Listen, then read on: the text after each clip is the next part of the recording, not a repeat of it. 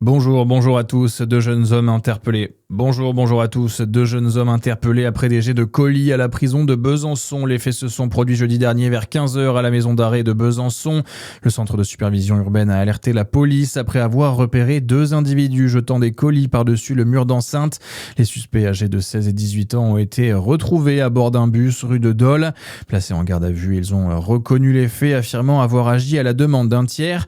Le majeur sera convoqué en septembre par la justice, tandis que le mineur devra se présenter devant le délégué du procureur en novembre.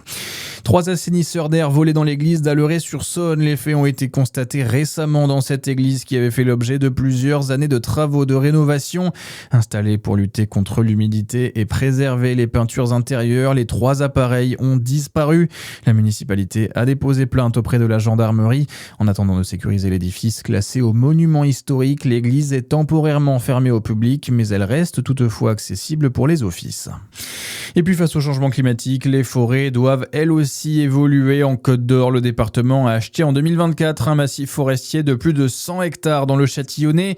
Dans le bois de l'hôpital à Vertot, les effets du réchauffement sont déjà visibles. Les sécheresses et les fortes chaleurs ont fragilisé plusieurs essences, et notamment les hêtres dont les coupes sanitaires ont commencé il y a 5 ou 6 ans.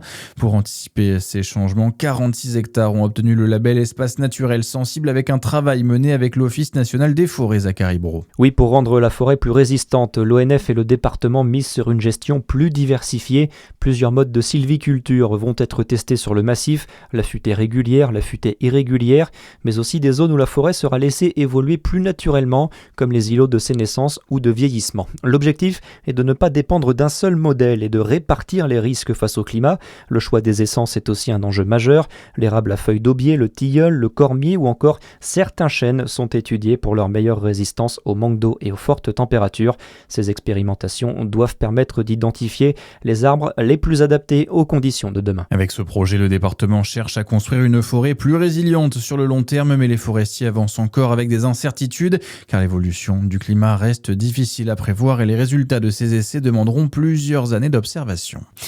Dans l'actualité également, le Var bénéficiera des mêmes dispositifs d'aide que la Gironde et les Landes. C'est la promesse d'Emmanuel Macron hier soir lors de son discours à Bornes-les-Mimosas. Le Premier ministre Sébastien Lecornu a annoncé un peu plus tôt toute une série de mesures pour les sinistrés des incendies. Accélération des permis de construire ou encore des aménagements fiscaux. Le chef du gouvernement assure vouloir sortir l'artillerie lourde pour la reconstruction. Et puis c'est un coup de pouce attendu par de nombreuses familles. L'allocation de rentrée scolaire est versée aujourd'hui à 3 millions de foyers modestes. Une aide automatique sous condition de ressources et qui représente en moyenne 450 € par enfant. À suivre votre météo sur Fréquence Plus.